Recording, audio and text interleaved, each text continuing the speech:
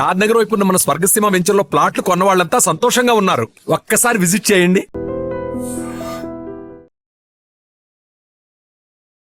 నమస్తే, welcome to I dream inside politics with కవిత.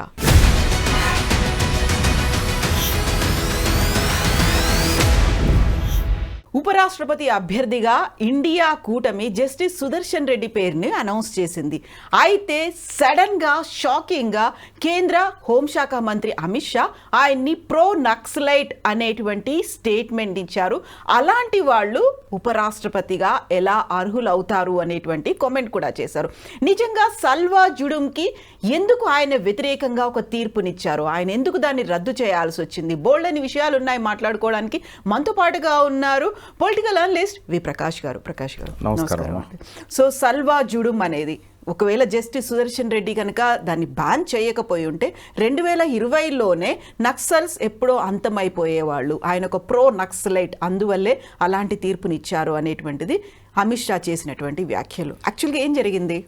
ముందుగా సుదర్శన్ రెడ్డి గారు ఉపరాష్ట్రపతికి అర్హుడా కాదా అనేది రేపు ఎలక్షన్ తెలుస్తుంది.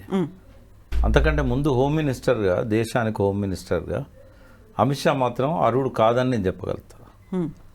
ఎందుకంటే నంబర్ 1, ఒక సుప్రీంకోర్టు జడ్జిమెంట్ని ఒక హోమ్ మినిస్టర్గా ఉండి ఇట్లా ప్రశ్నించవచ్చా?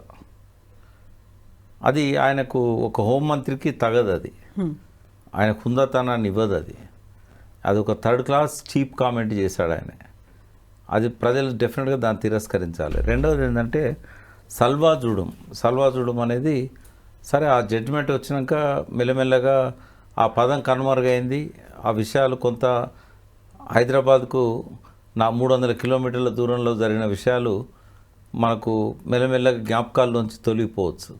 కానీ ఇప్పటికీ కొన్ని వందల కుటుంబాలకు శోకాన్ని మిగిలించింది ఈ సల్వా జుడుం అనేది ఒక రజాకార్ల లాంటి సంస్థ.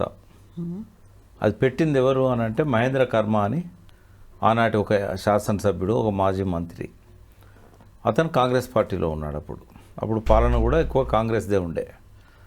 అయితే ఈ పోలీసులతో అయితలేదని చెప్పేసి, నక్సలైట్లను అణిచివేయడం పోలీసులతో కావట్లేదని చెప్పి తను వ్యక్తిగతంగా పగబట్టి, మహేంద్ర కర్మ అనేవాడు, ఆయన కూడా గిరిజనుడే, పగబట్టి ఈ ఆదివాసీలల్లో, గోండ్స్లలో, మన గుత్తికోయళ్ళల్లో, అక్కడున్న ఆదివాసీ ట్రైబ్స్లలో, బస్తరు, జగదల్పూర్, కాంకేర్ ఇట్లాంటి జిల్లాలలో, అంటే మనం భద్రాచలం దాటినాక, కునవరం దాటినాక చింతూరు అని వస్తుంది. ఆ చింతూరుకు లెఫ్ట్కి పోతే మనకు కుంట అని ఉంటుంది. అక్కడ నుంచి ఛత్తీస్గఢ్ స్టార్ట్ అవుతుంది. ఆ ఏరియాలో ఈ సల్వా జుడుం వాళ్ళకు అంటే యూత్ని అంతా చేరదీసి, వాళ్ళకు మంత్లీ ఇంత సాలరీ ఇస్తామని చెప్పి, వాళ్ళకు విపరీతంగా మందు తాగిస్తూ, ఓపెన్గా ఆయుధాలు ఇచ్చి, ఈ పోలీస్ సపోర్ట్తోనే ఓపెన్గా తుపాకులు పట్టుకొని, వాడి గన్ లైసెన్స్ ఉండదు, వాడికి అర్హత కూడా లేదు తుపాకులు పట్టుకోవడానికి. అయితే అక్కడ ప్రభుత్వమే ఈ మహేంద్ర కర్మ ద్వారా తుపాకులు ఓపెన్గా వాళ్ళకి ఇచ్చి, బీహార్లో కదా మాఫియా, ఉత్తరప్రదేశ్, బీహార్ ఆ ఏరియాలో, చెంబల్ ఏరియాలో ఎట్లయితే గన్నులు పట్టుకొని తిరుగుతూ ఉంటారో అట్లా వీళ్ళకి గన్నులు ఇచ్చి, జీబులు ఇచ్చి, పోలీసులను వెంబడించి విపరీతంగా దారుణాలు చేయించారు. హత్యలు, మానభంగాలు, ఎవరు గుడిసెలు కాలబెట్టడము, తండాలు, గూడాలు కాలబెట్టడము. అంటే భారతదేశ స్వాతంత్ర అనంతర చరిత్రలో 2 దారుణాలు జరిగినాయి. 2 కూడా ఛత్తీస్గఢ్లో జరిగినాయి. ఒకటేమో రాజభరణాలు ఇవ్వడానికంటే ముందే ఒక గుర్తించిన రాజును, ఛత్తీస్గఢ్ రాజును పోలీసులే కాల్చి చంపడం. రాజా ప్రవీర్ చంద్ బాంజ్దేవ్, కాకతీయుల వారసుడు, 1966లో ఆయన కోటలోకి పోయి, ఆయన ఇంట్లోకి పోయి, ఇంట్లో ఉన్నానని కాల్ చేశారు. ఇందిరాగాంధీ ఆధ్వర్యంలో ఉన్న ప్రభుత్వం. రెండవది సల్వా జుడుం పేరుతోని ఒక గుండా మాఫియాను ప్రభుత్వమే సృష్టించడం. అటువంటి సల్వా జుడుంను వాళ్ళు చేసిన అరాచకాలను అన్నింటినీ అరుంధతి రాయ్ లాంటి వాళ్ళు ప్రభుత్వం దృష్టికి తీసుకొచ్చినప్పుడు అట్లాగే పట్టించుకోలేదు. కేంద్ర ప్రభుత్వాలు పట్టించుకోలేదు, రాష్ట్ర ప్రభుత్వాలు పట్టించుకోలేదు. ఎందుకంటే వాళ్ళే చేస్తున్నారు కదా. నక్సలైట్ని ఎదుర్కొనే ధైర్యం లేక వీళ్ళతో చేయిస్తున్నారు. కొన్ని వందల మందిని బలి తీసుకున్నారు వాళ్ళు. కొంత డజన్ల మందిని రేపులు చేశారు. బయటకు వచ్చిన తక్కువ, బయటికి రాని 100 రెట్లు ఎక్కువ ఉంటాయి. సో అటువంటి విధ్వంసక ముఠాను అధికారికంగా ప్రోత్సహిస్తుంటే సుప్రీంకోర్టులో పిటిషన్ వచ్చినప్పుడు సుదర్శన్ రెడ్డి గారు ఒక స్టేట్ హింస ఈ రకంగా చేయవచ్చా అని చెప్పి 4 చివాట్లు పెట్టి దాన్ని క్లోజ్ చేయించాడు. ఇది చేయకూడదని చెప్పేసి సీరియస్ ఆంక్షలు ప్రభుత్వం మీద విధించాడు. ఓ ల్యాండ్ మార్క్ జడ్జిమెంట్ ఇచ్చాడు. అది చాలా సాహసం కావాలి ఒక జడ్జి కూడా. ఆయన ఒక మానవతావాది మొదటి నుంచి కూడా. సుదర్శన్ రెడ్డి గారు తెలంగాణ బిడ్డ అయినందుకు అందరం గర్వపడతాం. ఎందుకంటే ఒక సోషలిస్టు, ఒక లోయ ఐడియాలజీతోని పెరిగిన వ్యక్తి, అన్నిటికంటే మించి మానవతావాది. సో అటువంటి వ్యక్తి ఆయన ముందుకు ఆ పిటిషన్ వచ్చినప్పుడు ఒక జడ్జిగా ఎట్లా స్పందించాలనో అట్లనే స్పందించాడు. దాన్ని నక్సలైట్గా ఎట్లా ముద్రేస్తారమ్మా? ఆ నక్సలైట్ అయితే అడవిలో ఉండేవాడు, సుప్రీంకోర్టులో ఎందుకు ఉన్నాడు?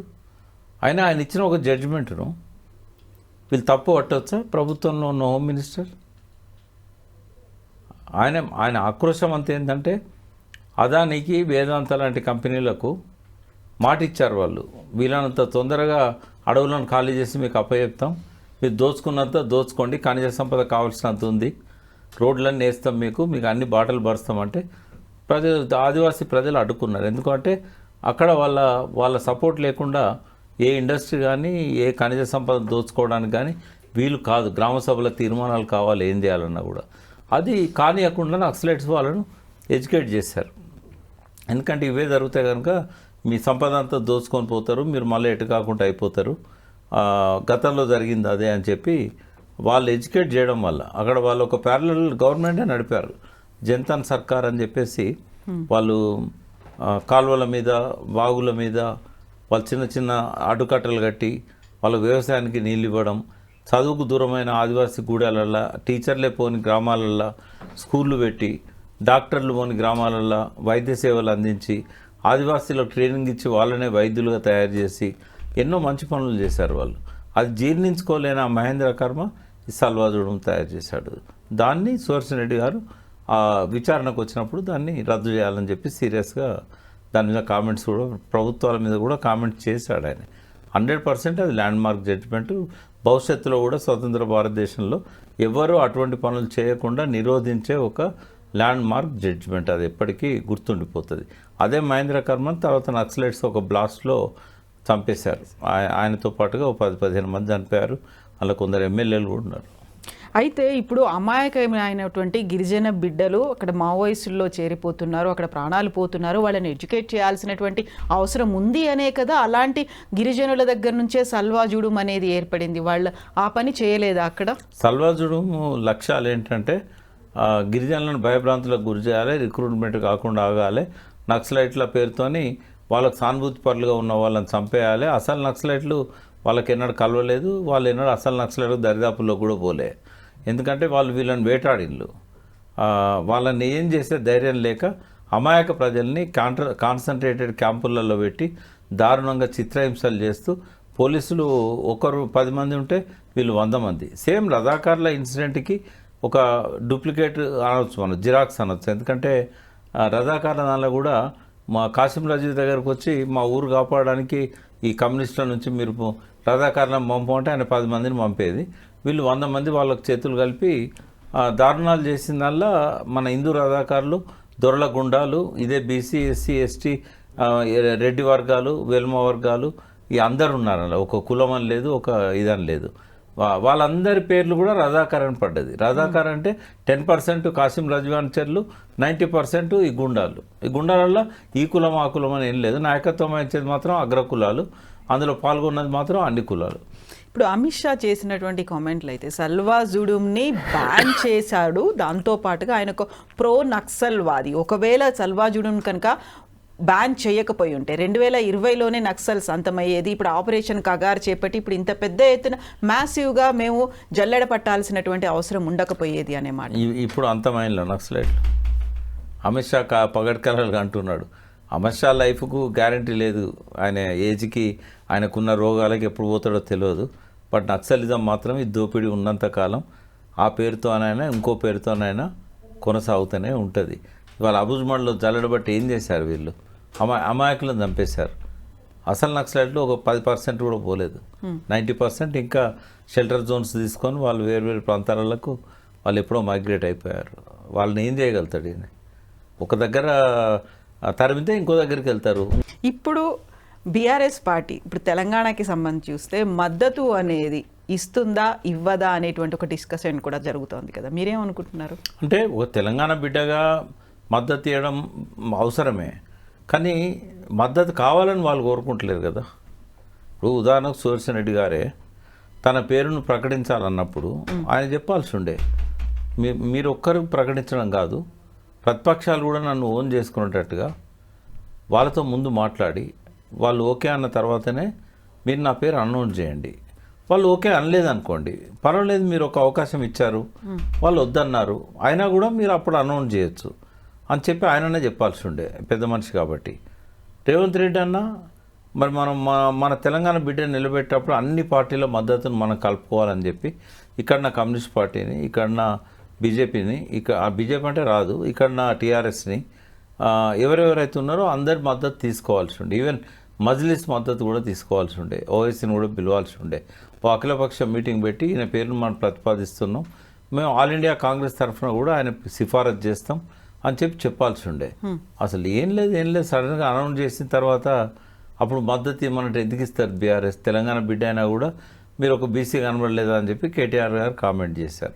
ఓ పక్కన బీసీ ఉద్యమం నడుస్తూ ఉంది, బీసీలకు 42% రిజర్వేషన్ ఇస్తామని చెప్పారు, ఆర్డినెన్స్లు తీసుకొస్తున్నారు, మరి ఒక బీసీ బిడ్డను ఎందుకు చేయరు అని చెప్పేసి కేటీఆర్ గారు కామెంట్ చేసింది నేను టీవీలో చూశాను.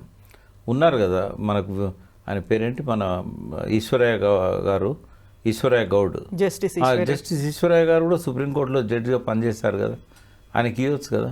హైకోర్టు యాక్టింగ్ చీఫ్ జస్టిస్గా కూడా వారు పనిచేశారు, ఆయనకి ఇవ్వచ్చు కదా. మరి అంటే ఒక ఆయనకి ఇచ్చిన, సుదర్శన్ రెడ్డి గారికి ఇచ్చిన, అందరితో మాట్లాడి ఇచ్చినట్టయితే ఆ సఖ్యత అనేది ఏర్పడేది. కాకపోతే ఉపరాష్ట్రపతి అభ్యర్థిగా తెలంగాణకి చెందినటువంటి వ్యక్తి, అందులోనూ సీఎం రేవంత్ రెడ్డి ప్రతిపాదించినటువంటి పర్సన్నే అక్కడ ఆమోదం చెప్పడం కావచ్చు, అక్కడ ఉన్నటువంటి ఇండియా అలయన్స్ కూటమి కూడా ఆమోదం చెప్పి ఆయనే మా అభ్యర్థి అని అనౌన్స్ చేయడం అనేది, మొన్నటిదాకా ఒక మాట వినిపించింది, యాక్చువల్గా రేవంత్ రెడ్డికి అక్కడ అధిష్టానం దగ్గర పట్టు లేదు, ఆయనకు అపాయింట్మెంట్లు దొరకట్లేదు, ఈయన మీటింగ్లకు వెళ్దాం అనుకున్నా కానీ పిలవట్లేదు, ఇలాంటివన్నీ. సో ఇది ఒక పెద్ద ఎలివేషన్ లా కనిపిస్తుంది అనేది కాదమ్మా. అది రేవంత్ రెడ్డి సూచించిన నియలే వాళ్ళు. సుదర్శన్ రెడ్డి గారికి ఉన్న పర్సనల్ ఆ గొప్పతనం, పర్టికులర్ ఒక సుప్రీంకోర్టు జడ్జి లాంటి వ్యక్తి దొరకడం అనేది, అదే ఆయన సూచించండి అని చెప్పి ఆయన ఎవరి పేరు సూచించినా వాళ్ళు ఇచ్చేవాళ్ళు కాదు. సుదర్శన్ రెడ్డి గొప్పతనం అది రేవంత్ రెడ్డి గొప్పతనం కాదు. ఆయన పేరుని ఆయన ప్రతిపాదించినప్పుడు వాళ్ళకు యాక్సెప్ట్ చేశారు. రేవంత్ రెడ్డి ప్రతిపాదించడాన్ని యాక్సెప్ట్ చేయలే వాళ్ళు, సుదర్శన్ రెడ్డి క్వాలిటీ చూసి యాక్సెప్ట్ చేశారు. కాబట్టి అది రేవంత్ రెడ్డి ఖాతాలో వేయకూడదు. సో ఇప్పుడు ఉపరాష్ట్రపతి ఎన్నిక అనేది, ఆ పోటీ అనేది ఎట్లుంటుందని మీరు అనుకుంటున్నారు? NDA versus India one side ఉంటుంది. ఎందుకంటే అన్ని రాష్ట్రాల్లో ఇవాళ ఉన్నది బీజేపీయే. వాళ్ళ ఓట్ల సంఖ్య చూస్తే వాళ్ళు చాలా ఎక్కడనో ఉన్నారు వాళ్ళు వీళ్ళు. కాంగ్రెస్ ఎక్కడనదమ్మా, ఓన్లీ మన తెలంగాణ, పక్కనున్న కర్ణాటక, తర్వాత హిమాచల్ ప్రదేశ్. ఎట్లా సంఖ్య సరిపోతుంది, ఎట్లా మ్యాచ్ అవుతుంది? కాకపోతే ఇండియా కూటమి ఉంది కదా, కూటమి ఉన్నా కూడా అందులో బలంగా ఉన్న వాళ్ళు మరి డిఎంకే ఒకటి, మమతా బెనర్జీ, ఈ రెండే ప్రధాన, నితీష్, ఈ మూడు మనకు కనబడుతుంది. నితీష్ కూడా బీజేపీతోనే ఉన్నారు. ఇద్దరే ఇంకా మనకు బలమైన. సమాజ్వాదీ పార్టీ ఉత్తరప్రదేశ్ తక్కువనే ఉంది వాళ్ళ స్ట్రెంత్ కూడా. ఈ మధ్య పోయిన ఎన్నికల్లో కొద్ది ఎంపీలు గెలిచారు, 40 మంది ఏమో, అంతే. ఇక అంతకుమించి ఏం లేదు. కాబట్టి గెలవడం అనేది సాధ్యం కాదు. ఒక వ్యక్తిత్వాన్ని వాళ్ళ భారతదేశ వ్యాప్తంగా ప్రొజెక్ట్ చేయడానికి అది ఉపయోగపడుతుంది. ఒక రైట్ పర్సన్ వాళ్ళు సెలెక్ట్ చేశారు, అందులో అనుమానం ఏం లేదు. సో ఇప్పుడు ఉపరాష్ట్రపతి ఎన్నికకు సంబంధించి అనివార్యంగా అనుకోకుండా ఇప్పుడు మావోయిస్టుల సంబంధించినటువంటి ఒక అంశం కూడా తెర మీదకి వచ్చింది. కాబట్టి దాన్ని ఎలా డీల్ చేస్తారంటారు? ఇప్పుడు 2026 మార్చి కల్లా మావోయిస్టులు అనేవాళ్ళు చివరి ఊపిరి తీసుకుంటారు, డెత్ బెడ్ మీద ఉన్నారు అనేది అమిత్ షా గతంలోనే చేసినటువంటి మాట. అంటే వాళ్ళకు టాక్టిక్స్ ఉంటాయి. అంటే విప్లవం అనేది వ్యూహం వాళ్ళది. విప్లవానికి చేరుకునే క్రమంలో చాలాసార్లు 2 అడుగులు ముందుకేయడానికి 1 అడుగు వెనక్కేస్తారు. ఇప్పుడు ఆ వెనక్కు వేసే దశ ఇది. ఇక లెనిన్ రాశారు, ఒక్క అడుగు వెనక్కి 2 అడుగులు ముందుకు. ఇప్పుడు ఆ దశలో ఉన్నారు వాళ్ళు. కొన్నిసార్లు పోరాటాలు వైఫల్యం చెందినప్పుడు, విపరీతమైన నిర్బంధం వచ్చినప్పుడు ఒక అడుగు వెనక్కి వేయడం అనేది సహజం. గెరిల్లా పోరాటంలో అదొక ఎత్తుగడ. బట్ ఇవాళ పరిస్థితి అనుకూలంగా లేదు కాబట్టి కొంత వాళ్ళు ఒక అడుగు వెనక్కి వేస్తారు, షెల్టర్ జోన్లలో ఉంటారు, వాళ్ళ యాక్టివిటీస్ కూడా ఎక్కడ కనబడవు, బట్ మళ్ళీ విజృంభిస్తారు. కాకపోతే అగ్రస్థాయి లీడర్లందరూ ఈ మధ్య జరిగినటువంటి ఎన్కౌంటర్లలో చనిపోయారు కదా. ఒక్కరే చనిపోయింది కేశవరావు, మిగతా వాళ్ళు ఎవరు పెద్ద అగ్రస్థాయి కాదు. ఉన్నారు ఒకరిద్దరు, మన గాదర్ల రవి, అశోక్. అయితే మన ఇక్కడ వరంగల్ జిల్లా భూపాలపల్లి నియోజకవర్గం టేకుమట్ల గ్రామం ఆయనది. ఆయన ఒకడు మంచి లీడరు, తర్వాత కేశవరావు గారు ఒక మంచి లీడర్. వీళ్ళిద్దరూ లీడర్స్లలో కాపాడుకోవాల్సిన వాళ్ళు పోయింది వాళ్ళిద్దరు. బట్ మొత్తం సెంట్రల్ కమిటీ అంతా ఒక దగ్గర ఉండదు కదా, ఒక అబుజ్మాడ్లో ఉంటుందా? ఇలా 17 రాష్ట్రాలలో ఉద్యమం ఉంది, 17 రాష్ట్రాల్లో అగ్రనాయకులు ఉన్నారు. అలా చచ్చిపోయింది ఇద్దరే కదమ్మా, వీళ్ళు చంపగలిగింది ఇద్దరినే. మరి మిగతా వాళ్ళందరూ ఇవాళ ఆయన పోయినంత మాత్రాన పార్టీకి సెంట్రల్ కమిటీ కార్యదర్శి రాలేదా? లేదా సెంట్రల్ కమిటీ మొత్తం పోయిందా? ఒకరిద్దరు సభ్యులు పోయినలు. అట్లేం ఉండదు. వాళ్ళు చాలా పకడ్బందీ వ్యూహంతో ఉంటారు. 4 అంచెల వ్యూహం ఉంటుంది, 4 లెవెల్లో లీడర్షిప్ ఉంటుంది, 4 లెవెల్స్లో. ఏం కాదు అది. ఒక 1 year 2 years కొద్దిగా సెట్ బ్యాక్ వస్తుంది, మళ్ళీ వాళ్ళు తిరిగి విజృంభిస్తారు. ఇంకో పేరుతో, ఇంకొక డిమాండ్స్తోని ఇట్లా కూడా రావచ్చు వాళ్ళు. ఈ నక్సలైట్లు అంటే వేటాడతాను కాబట్టి ఇంకో రూపంలో వస్తారు, కానీ వాళ్ళు పోవడం అనేది జరగదు. ఎస్ ప్రకాష్ గారు, థ్యాంక్ యూ సో మచ్ అండి. Thank you. And don't forget to subscribe to iDream. And for more videos, Please subscribe to iDream. Please subscribe to iDream. Please subscribe iDream. And please subscribe to iDream. For more videos, subscribe to iDream. please like, share and subscribe to the channel. Congratulations, iDream. Subscribe to iDream. Subscribe to iDream. So subscribe to iDream Media. iDream ki iDream team అందరికి huge congratulations. Please subscribe iDream Media. Please subscribe to iDream. Subscribe iDream. Please subscribe to iDream. iDream అంటే నా కళల ఛానల్ను subscribe చేసుకున్న నోరు తిరుగుతలేదు, మీరైతే గంట గుర్తు కొట్టండి. For more such videos, please subscribe to iDream. Subscribe to iDream. Please subscribe to iDream. Please subscribe iDream Media. Please do subscribe to iDream. Please subscribe to iDream Media. For best entertainment and information, please subscribe iDream.